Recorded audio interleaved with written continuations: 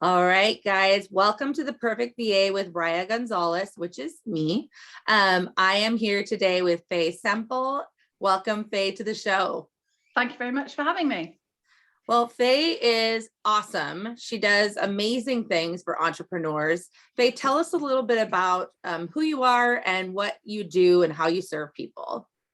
Yes, well, obviously my name's Fay and I am a business attunement coach. So I help startup female entrepreneurs or people of some way degree down the road of entrepreneurship, but they're still not making the impact that they want. So I help women work with the soul of their business. So the conscious element of their business, really, so they can create a business that fills their heart's desire, but serve the needs of the world. I tend to work with women who want to be environmentally sustainable and they see the preciousness in this beautiful world that we inhabit, and they want to fully embody that joy of living, but express it through their business. So I've been working for, well, nearly all my life actually in energy, right since I was a childhood. And I now enable women to incorporate this energy work along with my extensive history of being a project manager for many, many years. So it's culminated in the rational thinking action, but also the intuitive and energy work to bring them both together in a complete package so we can serve from a place of wholeness. I love that. And anyone who's been following me for a little while knows that I am also the same. While I don't do any energy work myself, I'm very woo. I consider myself to be woo. And I do work from a more traditional business sense as well. But I do believe that we need to address the things that are holding us back and heal and do all of the things that we need to do in whatever way that makes sense for us. And one of the reasons that I wanted to have Fay on the show was, number one, I love the space that she's in and the way that she helps entrepreneurs in this rational and in this energetic space. But also Fay is in a space too where she is growing rapidly and has pivoted. And in fact, I want to plug, she has a launch coming up on February 29th. We are going to have all of the links in the show notes. Please check out the launch and join Fay in that venture that she's going to be doing. But Fay is in a space where she does not want, nor does she need in this point, but will at some point want a virtual assistant. And I wanted to talk a little bit about that because I think that you share that desire, but eventually type desire with other people. So tell us a little bit about that. Yes, I mean, I've got to this, I'm at this crux point where I'm growing. And because of the way I work, I lack clarity on exactly how a VA can exactly support me. And I suppose in essence, that because it's someone also that not has to support just the energetic work, they need to do the practical stuff, but I need someone who's going to fully buy in, I suppose, to my vision as well, that I do work with the soul of businesses and I consciously communicate with them, and so do my clients. So it's like, you know, I do so much channeling work, and I'm not very fond of that word, but it comes in, and you know, it's getting someone to fit within that mix. Yes. You know, that sort of bubbling cauldron of what my business is. I love that. Yeah, I kind of think, well, how am I going to choose the right person, and how do I know what I can effectively delegate to them without it coming back to bite me on the bum later down the line, I suppose. Right. So I think this is fascinating because I've actually had clients exactly like you, and I've been able to successfully place virtual assistants with them, and they have had the same concern. And this is not just to clients or people that have to do energetic work. They're specialty niche people where they're saying, how do I find somebody that gets what I do and buys in, that can do all of the things that I need to have done, but also understands what it is that I do, or are open to understanding and are open to learning. And one of the clients that I had was a gentleman in Germany, and he does healing work through channeling spirit. And he does some inner child work, some shadow work, theta healing with other modalities. And we were able to find him a virtual assistant who is a bangarang virtual assistant, very, very good at what she does, but she's also very spiritual. So she also had done quite a bit of spiritual work. She was into tarot. She like really, really felt strongly that that was part of her soul's work. And so it was so rewarding for her to work with a healer because that resonated with who she was, and she was able to use her gifts and talents in that way. And we also were able to find somebody for another coach who she is a coach to spiritual coaches. And same thing, we were able to find somebody who could do well the work that the business needed to be supported, but was also a spiritual person, or at least was open to, actually I've had 3 clients, was open to, you know, maybe they don't necessarily believe everything, but they are so open to what their client is doing, what you would be doing, or what the other client would be doing, that they get it, you know, they understand it. And, but I, in a different way, I had the same thing happen where when I started out, people hired me because I supported financial professionals in an organization that I worked for before. So they hired me because they didn't have to explain what needed to be done. I could come in and flip their office upside down and pull apart everything that was not happening and do all the work because I knew it, because I was an agent before. And so I thought there's no way I could hire anybody to help me because they're hiring me because I'm me. How could I hire anyone? And what a mentor, you know, it was somebody that I met with one time. It was like a free mentor that the government allows you to have if you wanted the service. And he said, you don't need just you need 40 yous. He says, you train them to be you. You train them in your ways, in what you do, so that they can support these clients, or so that they can understand fully what it is that you do. They're not going to channel, they're not going to, you know, receive messages that way. They're going to understand fully what it is that you do. But I share that sentiment where you're like, how could anyone possibly understand you know, what it is that you do? And I have ADHD, so I am like all over the place all the time. And yeah, and so I'm like, no one is going to want to work with me because I am spastic. I'm like always changing my mind about things. And I just tell my assistants right up at front, I say, I'm going to change my mind 100 times and you have to like go with it. And I'm sorry, but that is who I am. And if that's not okay, I'm not offended. Like, I understand that that's frustrating, or that's like, all right, here she goes again, you know, like whatever, but it is who I am. And so that's part of the gig, you know what I mean? And so I think that is something just for you and for other people in your situation, it is possible to find that person.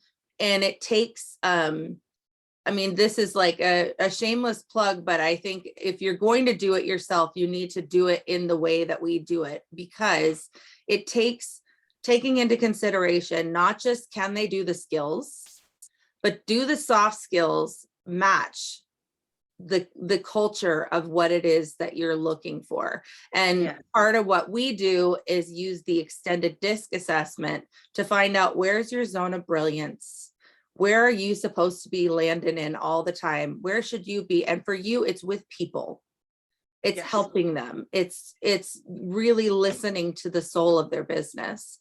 And what are the things that you can do, but they really drain your energy?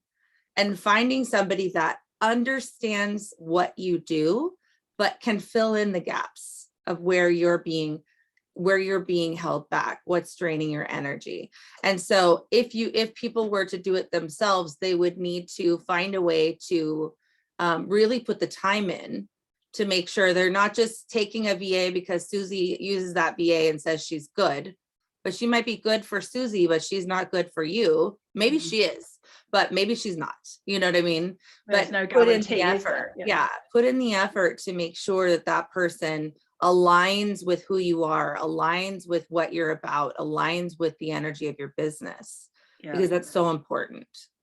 Yes, because I know I'm like you, I'm like ADHD, so my ideas just pop up all over the place. And I'm an ideas person, like my ADHD. I'm not a finisher.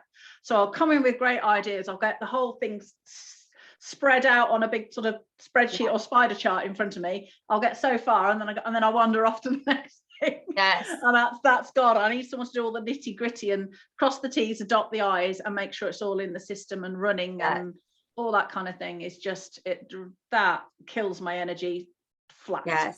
And then so I have in business. I have a couple of VAs that do different things, but my sidekick, Jenna, she's like right here. I was telling people she's my peanut butter to my jelly. She is a finisher. She's an executor. She's the details person. So she comes behind me and says, okay, Riah, if we're going to do that, this is what we need to do.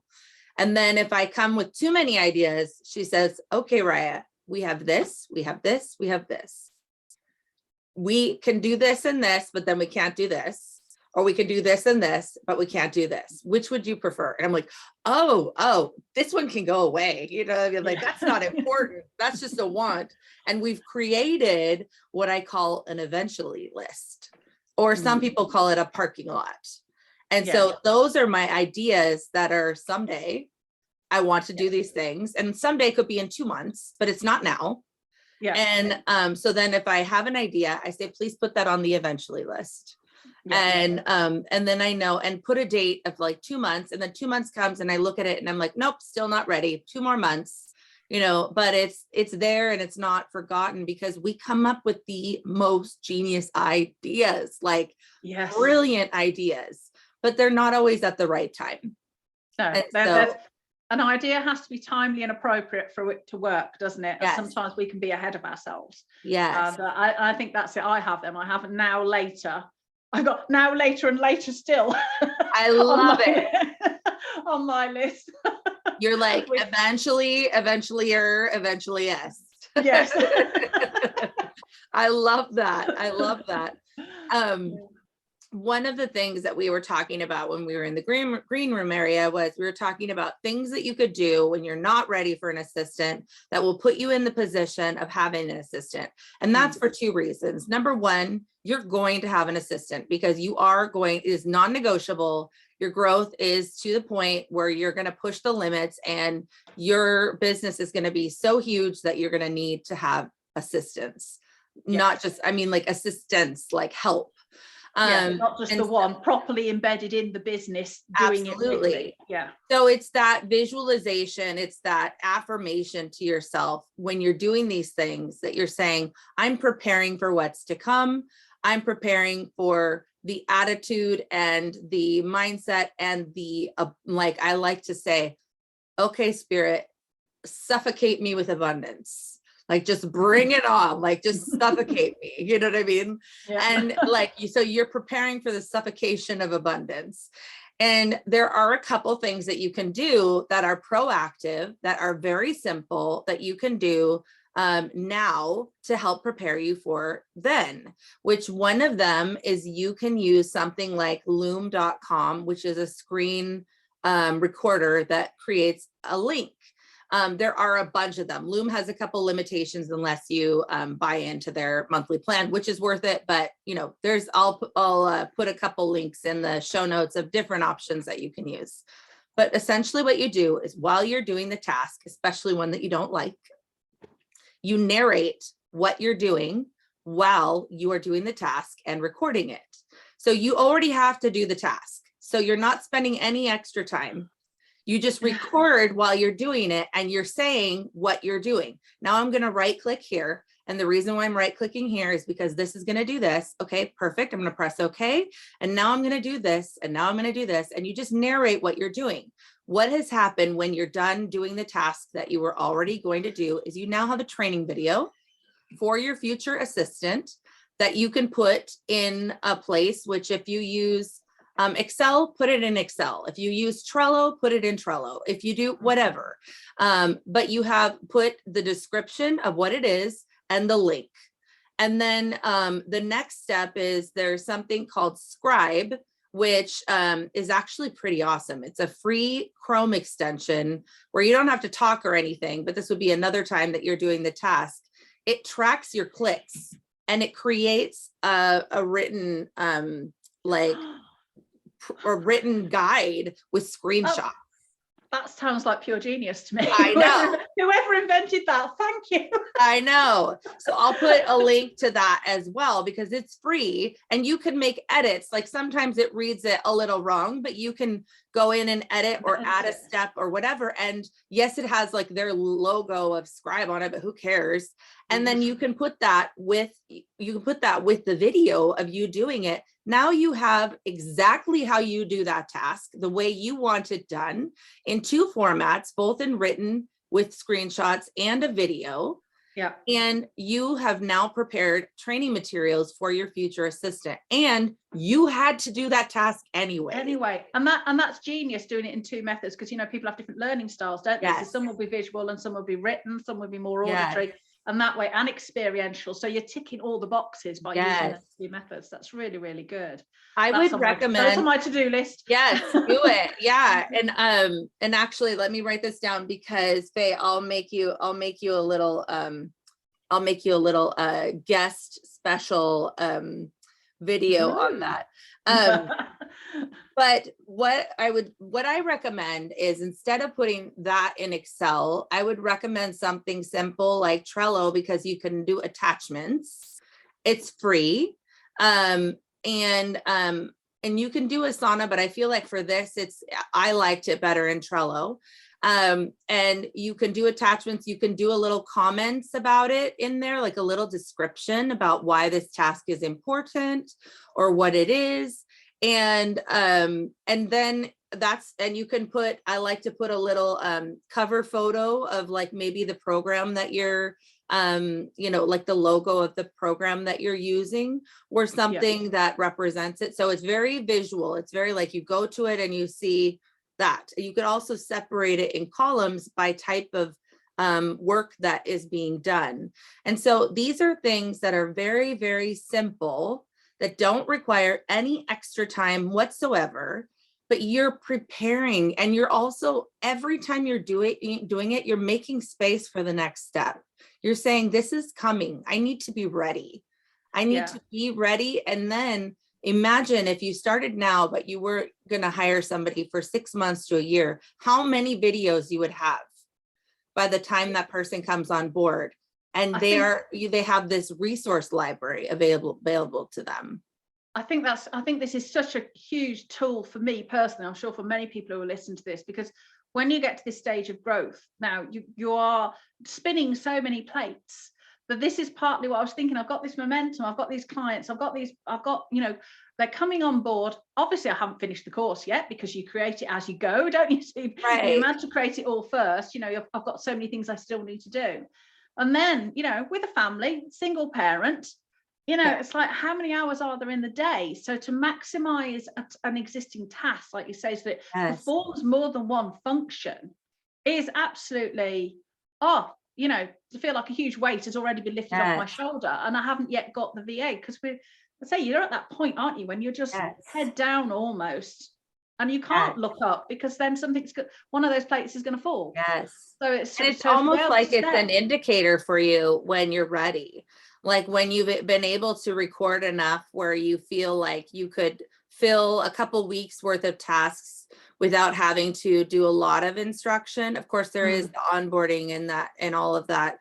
But when you get to a certain limit of, or not limit, but a certain amount of training materials, because that's a big obstacle for people, training and saying, I can't take time from my business to train somebody right now. And yes, you will have to train them, but you can train them on where the resource library is. And then you say to them, like, what I'll do is I'll say, like, right now I'm training 2 people and it is intimidating for me. And this is what I do for a living. And so I'll say, okay, I need you to do the task. Here's the link. Please review the video and the written materials and come back to me with any questions you have before you start the task. and then they review it, and then they come back and they're like, no questions, I'm good, I'm going to take care of this. Or they'll say just one question, blah, blah, blah, and then I'll take care of this. And it's so much easier. And then I also find that when when certain things pop up that they have a question about, then I'm like, oh, let me make you a video about that. And then it's evergreen. You know what I mean? Like, I've made it for them. They can watch it multiple times. And then also, if I hire somebody else, it's already there. Yeah, it's that. And yeah, obviously you want to retain staff, but inevitably life happens and Yes. people come and go, don't they? You know, you don't know what's going to Yes. happen in somebody's life in 6 months. So if Yeah. you've got it all ready, then I say the process of any staff changes becomes so much easier. Yes. Than if it wasn't, the material wasn't there. Yeah. Right. What are some other obstacles, fears, things that come up for you when you think about hiring a VA? Actually, the actual getting together as well, because I'm quite fluid in how I work, being ADHD. So I've got sort of a timetable in the day which I stick to, but there are some times when I just have to go, I need a break now, my brain's going to explode. It's, I suppose, rigidity scares me, if I'm brutally honest. Right. So it's like, if I schedule something in my diary, I almost get palpitations for 5 minutes. I'm the same way. I've got a commitment, you know. And so it's like, how do I deal with the VA saying, well, how often do we sort of, if they're not in the same, obviously it's all going to be online. So, how often do you talk to them, and how do you schedule in that time so that I'm comfortable they've got enough support? I don't feel like I'm going to flip my lid because I suddenly feel like I'm in prison because I've got to talk to someone for half an hour. It's a difficult thing, because I kind of feel like I know a lot of ADHD people feel like that, but it still feels awkward to say that to people, that I hate things in my diary. I'm the same way. I just panic. So two things. Number one, I have always completely rejected time blocking, completely rejected it, because it does not work for me. No, it doesn't work for me. I will rebel. I'll be like, oh, you want this? Screw you. I'm rebelling against myself. But I'm exactly the same. Yeah. I play truant on my own business when I do that. Yes. Yeah. So in terms of connection, so my VAs work in a different time zone than me. So we have once a week we have a meeting. Right now, because we're training people, I'm having two twice a week, one at the beginning of the week, one in the middle of the week. And they're short. They're like, right now they're about 30, but the goal is to have them be 15 to 20 minutes. And it's just like, hey, this is what's going on. This is what the focus is, because everything else is somewhere else. You know what I mean? And so, like, this is what's important to me. Do you have any questions? No. Okay. That's it. Mostly the purpose of those meetings is to have FaceTime, to humanize the relationship that we have. That is the biggest purpose of those meetings. And then we use Slack incessantly, and that is on our own time. So when I have time for a message in between clients, or when I have time for like the brain space to be able to handle that, then I'll answer the questions, or go from there. And so that feels it's like Telegram basically, or Messenger, but it has channels that are separated by category that you decide what that category is. And it feels better for me, because I know I have control over when I can answer. And if I'm not feeling good, or I'm feeling like I'm maxed, I can say, hey guys, I'm out. You know what I mean? Like, I'll see you in like 5 hours, you know what I mean? Like, whatever. And they know, like, they're going to keep working. They're going to keep doing their thing. And then I'll say, like, feel free to put your messages in here, or put them in our project management software. But I'm not going to answer anything for the next 5 hours. And I'll just turn on do not disturb, and then I'm out. And so that has worked really well for me, because it's on my timing, on my terms. And that's also why I like having them not work in my time zone. because just like they don't like the micromanaging, I don't want the micromanaging. Not that they would micromanage me, but that I would have to be in charge of what they're doing.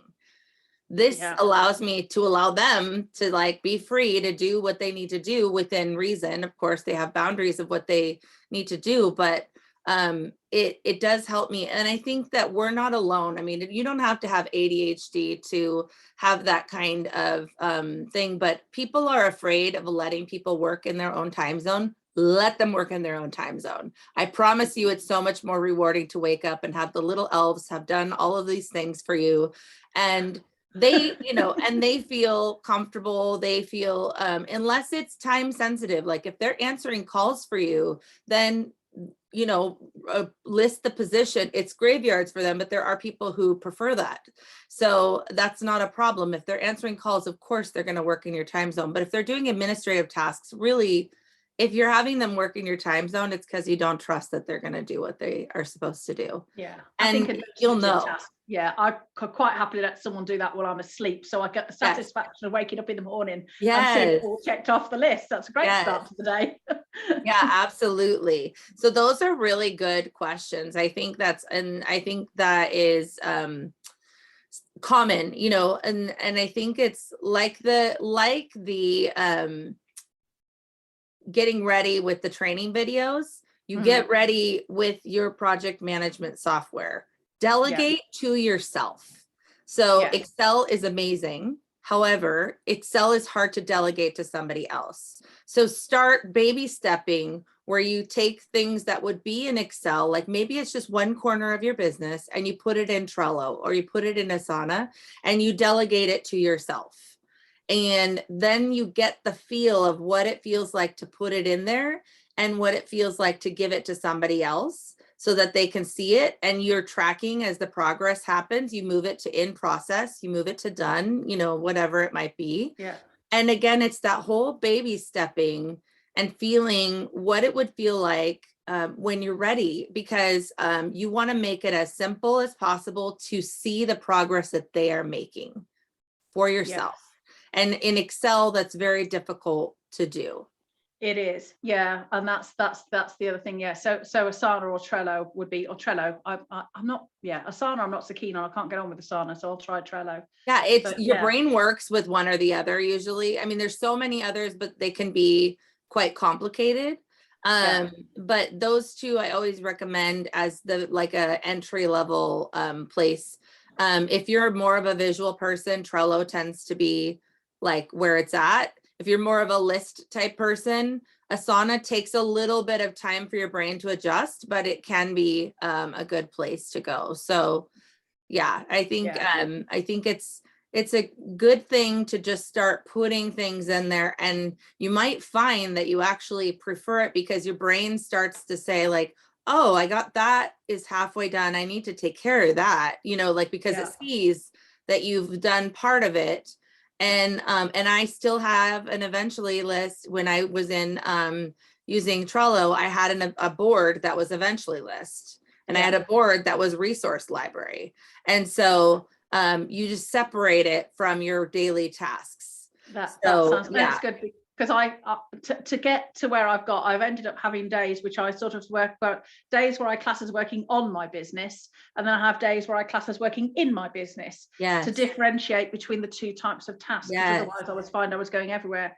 So so that's an easy way for me to almost start, like you say, to start creating the stuff. I'm in the right days where I can create training material and start organizing myself on Trello, because I, you know, look forward to having a VA with that anticipation. So it's going to be and feeling at least mostly ready, because some of it you're not gonna know. You don't know what you don't know. You know what I mean? Like, so, but if you have a system in place that you've tested for yourself that it works for you, and you have training materials, so you know like what they're going to start with, it makes you feel more confident. It makes you feel like you can do it. And it also, again, just energetically says that I can do it. This is something for me. And I am going, like, spirit, please max me out. You know what I mean? Like, you know, max me out with abundance. Yeah. Yes. Because, and I think we get into the habit of being solo entrepreneurs for a while, Yes. and we get into our own little set ways of working. And actually, it's not always helpful, is it, for somebody else? We can be quite idiosyncratic in how we put things together. Yes. And getting them onto a system enables us to put it into some kind of format that other people can find their way around fairly easily. Yeah. Absolutely. Well, Faye, this has been amazing, and I feel like, I mean, it's always good for me to hear what types of things are people thinking when they're wanting to sign up for our service and wanting help in the process of finding someone, because it can be overwhelming. But really, what's the pre-step? You know what I mean? Like, what's the step before that? How do you know that you're ready? And I think that we uncovered some of those things here today, and we were able to, you know, chat about some of the things that you can do that will help you feel more ready when you do get to that point. So I really appreciate your time.